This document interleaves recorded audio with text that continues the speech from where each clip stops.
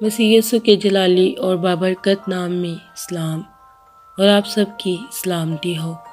آج ہم دیکھیں گے خداوند کے زندہ پاک اور خوبصورت کلام میں سے پیدائش کی کتاب 39واں باب اس کی پہلی آیت سے لے کر آخری 23 آیت تک۔ خداوند کے پاک کلام میں یوں لکھا ہے، یوسف اور پوتیفار کی بیوی۔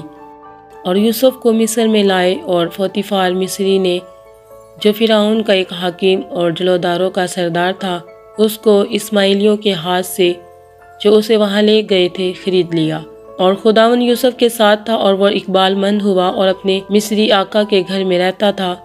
اور اس کے آقا نے دیکھا کہ خداوند اس کے ساتھ ہے، اور جس کام کو ہاتھ لگاتا ہے خداوند اس میں اسے اقبال مند کرتا ہے۔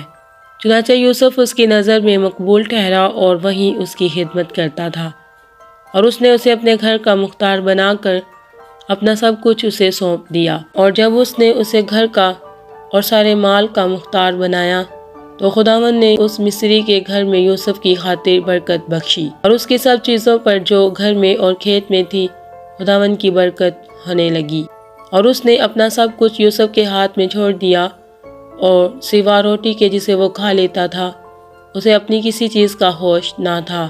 اور یوسف خوبصورت اور حسین تھا۔ ان باتوں کے بعد یوں ہوا کہ اس کے آقا کی بیوی کی آنکھ یوسف پر لگی، اور اس نے اس سے کہا کہ میرے ساتھ ہم بستر ہو۔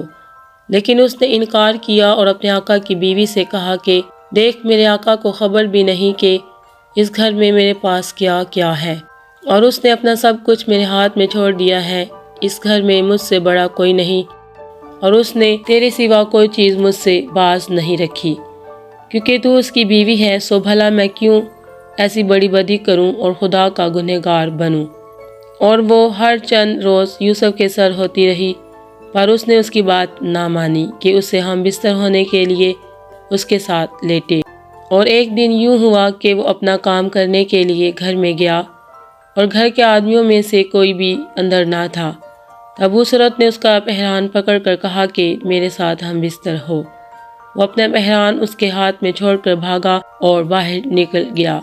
جب اس نے دیکھا کہ وہ اپنا پہران اس کے ہاتھ میں چھوڑ کر بھاگ گیا تو اس نے اپنے گھر کے آدمیوں کو بلا کر ان سے کہا کہ دیکھو، وہ ایک عبری کو ہم سے مذاق کرنے کے لیے ہمارے پاس لے آیا ہے۔ یہ مجھ سے ہم بستر ہونے کو اندر گھس آیا، اور میں بلند آواز سے چلانے لگی۔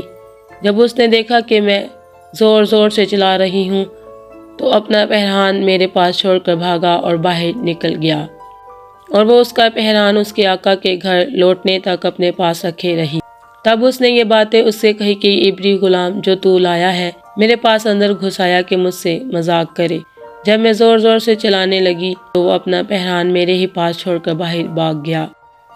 جب اس کے آقا نے اپنی بیوی کی وہ باتیں جو اس نے اسے کہی سن لی کہ تیرے غلام نے مجھ سے ایسا کیا، تو اس کا غضب بھڑکا، اور یوسف کے آقا نے اس کو لے کر قید خانہ میں جہاں بادشاہ کے قیدی بند تھے ڈال دیا۔